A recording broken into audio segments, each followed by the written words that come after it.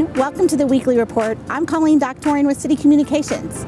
Everyone loves a birthday party, and the KC Streetcar is hosting a big one in honor of the Negro Leagues Baseball 100th anniversary and Kansas City's favorite Negro Leagues baseball player, Buck O'Neil. The KC Streetcar is celebrating Buck's 109th birthday and the anniversary of the Negro Leagues on Friday, November 13th at 11 a.m. The KC Streetcar will unveil its new wrap celebrating Negro Leagues baseball and Buck O'Neil. So join us online at facebook.com/KC Streetcar and tip your cap to Buck. It's not too late to get a flu shot, and the Kansas City Health Department is recommending everyone get one this year. The vaccination clinic located at 2400 Troost is now taking appointments. To make an appointment, call 513-6108. Everyone in the building over the age of 2 is required to wear a mask.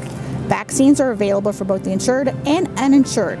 There will be no out-of-pocket costs for children and adults who are uninsured or underinsured, or those with Medicaid or Medicare Part B. Those with Medicaid Advantage plans will need to go to their primary care physician to be vaccinated. Find more information on flu shots at kcmo.gov/health. Just last week it was Halloween, and with the snap of our fingers, the holiday season has started. Christmas activities may be a little different this year, but Union Station has big plans and a really big tree. Come inside and take selfies in front of one of Kansas City's largest and most beautiful holiday trees. If you need pictures for your Instagram or your family holiday photos, holiday-themed backdrops are available. And new this year is a walk-through village, holiday reflections in the historic North Waiting Room. And the historic Jones Store train is back and bigger than ever for the little ones. Rudy's Wonderland takes your little ones on a magical journey through giant nutcrackers, busy toy-making elves, and a massive Rudy train steaming along a life-sized overhead track. Be sure to check out unionstation.org for more information. Just this week, the Mayor's Christmas tree arrived. For more than 100 years, the Mayor's Christmas tree has been on display.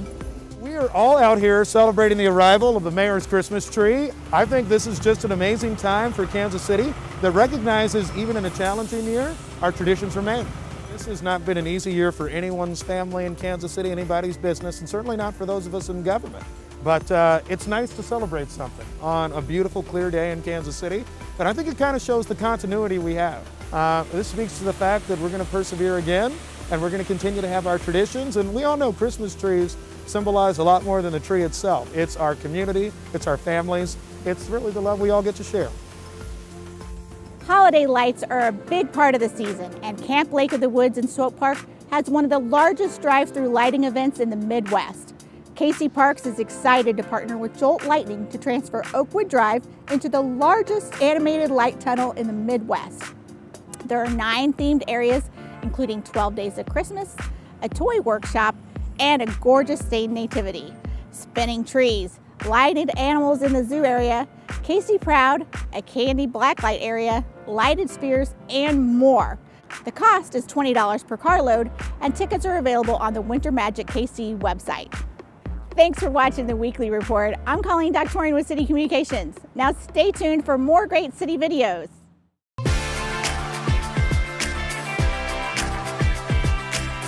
Hi Kansas City, I'm Mike Severo, and for November, this is your KC in 60. COVID may have stopped the Kansas City Arts Coalition from having their in-person fashion show and runway event coalesce, so we brought it to the KC Streetcar. Models display fine art and fashion in this one-of-a-kind event that Kansas City and possibly the nation has never seen the likes of. And being a virtual event, now everyone can join, no matter their location. To get your free ticket, visit kansascityartistcoalition.org. On Saturday, November 28th, visit Union Station for the Strawberry Swing, as our city's best makers and artisans create a European-inspired open-air market featuring food trucks, holiday drinks, and more. So grab your hats and gloves for a socially distant holiday shopping extravaganza while supporting local, small, creative businesses. Visit thestrawberryswing.com for tickets and more info. That's it for KC in 60, and we'll see you next month.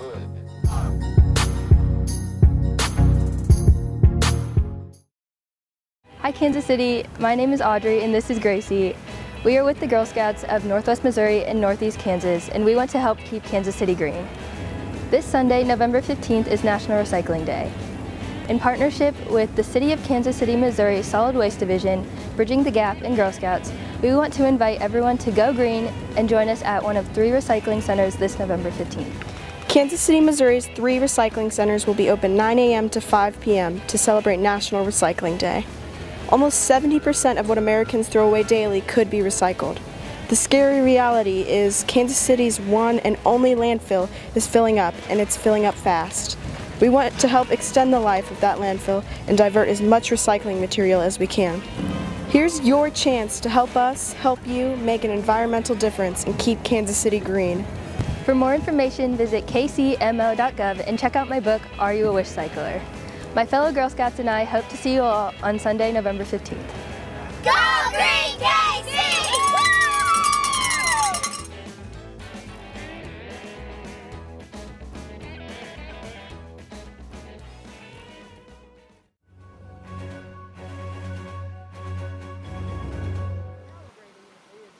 It took 8 months to complete this large replica of Indian Creek, but it was worth the wait. KC Water and the U.S. Army Corps of Engineers constructed the 65-foot-long model of Indian Creek to help engineers better understand just how the water flows and what causes it to flood. They unveiled the completed model to Kansas City Council members Andrea Boo and Mayor Pro Tem Kevin McManus, both representing the 6th District where Indian Creek flows. Yeah, this is a really impressive thing that we saw today. It's going to help the 6th District and the city really in a variety of ways. Obviously, first and foremost, protecting people. We had 2 events in 2017 that were historic water events, and so this will help us make sure that we're being proactive in terms of emergency management, protecting people's lives, preventing something like that from happening again. I thought it was fascinating. You know, you can see the drone pictures of the flood, but this really gets an opportunity for us to talk with the experts here in the Water Services Department, them to explain actually what is happening. In 2017, near 103rd and Warnell, Indian Creek experienced its highest flood on record. Businesses flooded, employees had to be rescued, and property was destroyed by rising water. Eventually, the shopping complex that housed Coach's Bar and Grill was demolished. Computer models that engineers relied on did not accurately calculate the potential flooding of Indian Creek. We have situations like this in which computer modeling doesn't work effectively because sometimes the water bounces off the sides of the creek and it starts flowing up the creek instead of down the creek, and the computer can't predict that. We also have situations where water leaves the creek. The data could not anticipate debris in the roadway or hidden areas under the bridges. This large-scale model does that. You know, they picked up buildings, they picked up the bridge, they added dye to see the flow of water, and this just allows the opportunity to test and to create scenarios so that as we develop a plan in the future, that we have the knowledge behind it. Using aerial and land measurements, engineers designed the model to duplicate the measurements of the creek.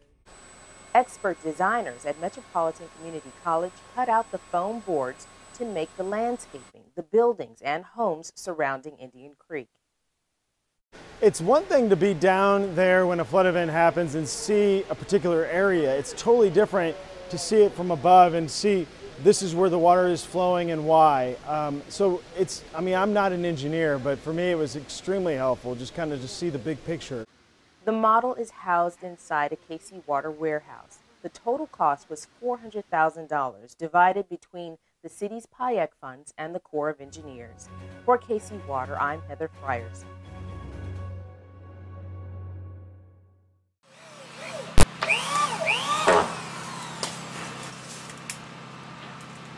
We board up properties that are open to entry, and the definition of open to entry is when anyone walking down the street can access the interior of a building without forced entry, which simply means there's a door, there's a window, maybe both, that are unlocked, broken, open. At that point, the structure is considered open to entry, and it is also considered a nuisance. Under Chapter 48-31, any structure that's open to entry is considered a nuisance and therefore can be abated by the city if the property owner doesn't do so We always try to contact the property owner prior to us boarding up the property to see if they would do it.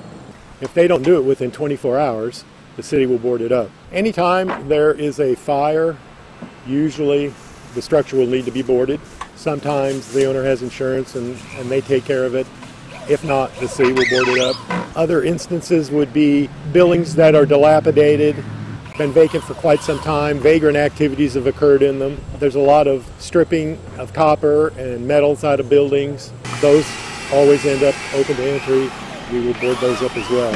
In 2016, we did approximately 1,500 board ups. The city deems these open to entry structures an attractive nuisance. They're magnets for children, people who like to explore vacant buildings, and they are very dangerous. Sometimes you can't really tell by just looking at the building where the hazards are inside. We certainly don't want anyone to become injured in these structures, and so that's why we board them up to protect the health and the safety of the public. If you come across a building that's open to entry, please contact the city at 311. Make sure you have the address. 311 will then forward that information to us out of neighborhoods, and we will send out an inspector, and if warranted, we will get that building boarded up.